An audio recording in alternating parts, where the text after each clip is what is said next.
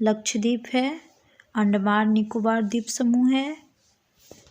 चलिए आगे बढ़ते हैं।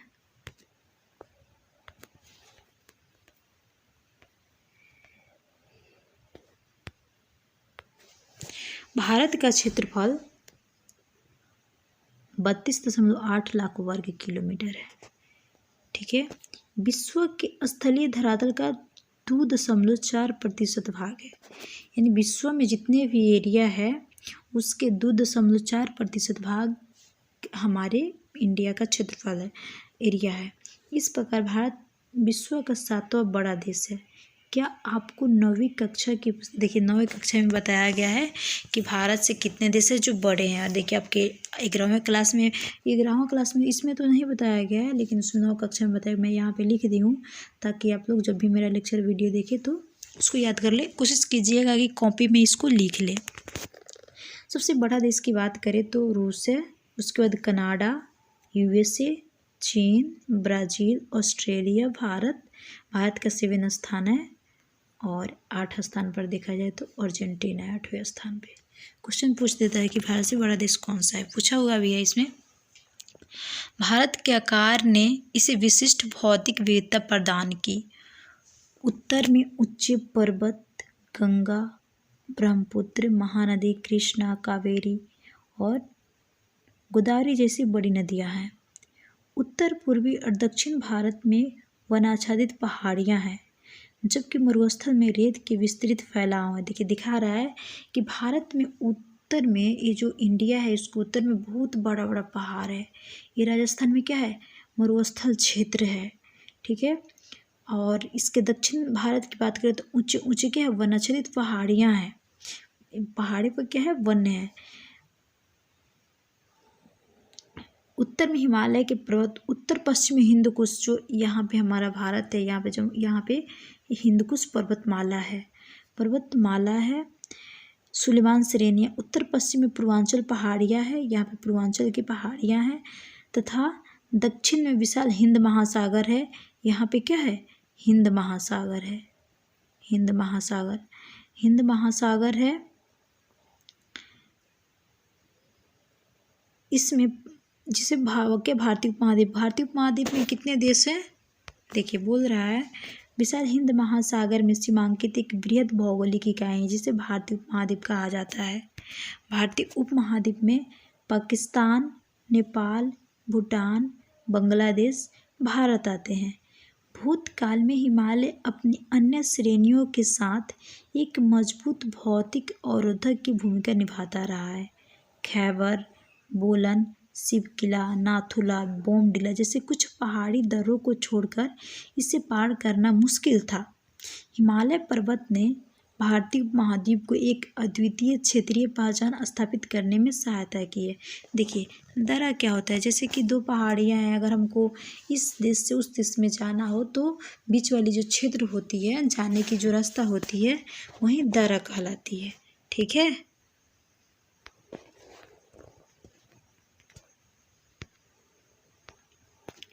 भारत के भौतिक मानचित्र का हवाला देते हुए अब आप उन भौतिक विविधताओं का वर्णन कर सकते हैं जो कश्मीर से कन्याकुमारी और राजस्थान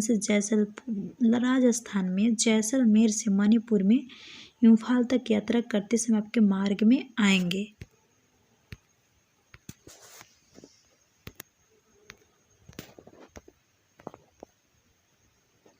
भारत का प्रायद्वीपीय भाग हिंद महासागर की ओर उभरा हुआ है। भारत की संपूर्ण तटरेखा द्वीपों समूहों समेत कितना है, 7,517 किलोमीटर है। अतः एक देश के रूप में भारत भौतिक दृष्टि से विविधतापूर्ण भूभाग है, जिसमें यहाँ विभिन्न प्रकार के संसाधन पाए जाते हैं।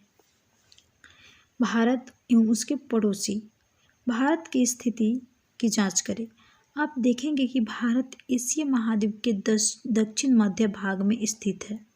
बंगाल की खाड़ी और अरब सागर के रूप में विस्तृत इसकी दो भुजाएं हैं। ये क्या है, भारत है, यहाँ पे अरब सागर है। ठीक है, अरब, और यहाँ पे बंगाल की खाड़ी है। तो बोल रहा है कि दोनों तरफ दो भुजाएं हैं, हिंद महासागर के साथ सीमा बनाती है, और यहाँ पे क्या है, हिंद महासागर है। नीचे, दोनों क्या है, सीमा बनाती हैं। प्रायद्वीपीय भारत की इसकी समुद्र की स्थिति की वजह से ही भारत समुद्र व वायु मार्गों द्वारा अपने पड़ोसी देशों के साथ जुड़ा हुआ है। यहाँ कहा जा रहा है कि भारत प्रायद्वीप का अर्थ क्या हुआ, जैसे कि कोई भूमि है और तीनों तरफ से जल से घिरा हो, उसे प्रायद्वीप कहा जाता है। तो यहाँ पे कहा जा रहा है कि भारत प्रायद्वीपीय स्थिति के कारण ही अपने समुद्री या वायु मार्गों द्वारा अपने पड़ोसी क्षेत्रों से क्या है, जुड़ा हुआ है। श्रीलंका, मालदीव और हिंद महासागर में स्थित दो द्वीपीय देश है, श्रीलंका और मालदीव। देखिए जैसे कि क्या हो गया, ये भारत हो गया, ठीक है। इसके यहाँ पे क्या है, श्रीलंका है और यहाँ पे क्या है, मालदीव है। श्रीलंका भारत से मन्नार की खाड़ी है तो और पाक जल संधि द्वारा अलग होता है। पाक जल संधि और मन्नार की खाड़ी तो कौन अलग होता है, श्रीलंका भारत से अलग होता है, ठीक है।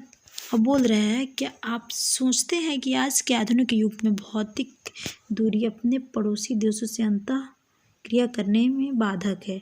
हमने किस प्रकार की भौतिक दूरियां पैदा किए गए यात्रा के घर्षण को तटस्थ किया है, बोल रहा है। चलिए देखते हैं आगे क्या क्या है। खाड़ी, खाड़ी किसे कहा जाता है, समुद्र में पानी के ऐसे जलाशय को कहते हैं जो किसी ओर से महासागर से तो जुड़ा हो लेकिन इसके इर्द गिर्द काफ़ी हद तक धरती से घिरा हो। यानी मान के चलिए कि हमारा तटीय इलाका है तो ये क्या है, ऐसे समुद्र से भी जुड़ा है और इसके आसपास में क्या है, स्थल भी है। इसी को हम लोग क्या बोलते हैं, इस वाले क्षेत्र को खाड़ी बोलते हैं। और फिर बोल रहा है जल संधि, पानी के ऐसे जलमार्ग को कहते हैं जो पानी के समूह को जोड़ते हैं। यानी दो पानी के जो समूह होते हैं उस पानी के समूह को जोड़ते हैं, जिसमें नायकावान यानी जो जहाज वगैरह हो गया, इस नदी से यानी इस पानी से उस पानी में जा सके, ठीक, इस जलाशय से उस जलाशय में वो जा सके, उसे ही जल संधि कहा जाता है। आइए हम लोग प्रश्न पे एक नज़र देखते हैं, प्रश्न पे एक नज़र दौड़ाते हैं, क्या क्या प्रश्न है।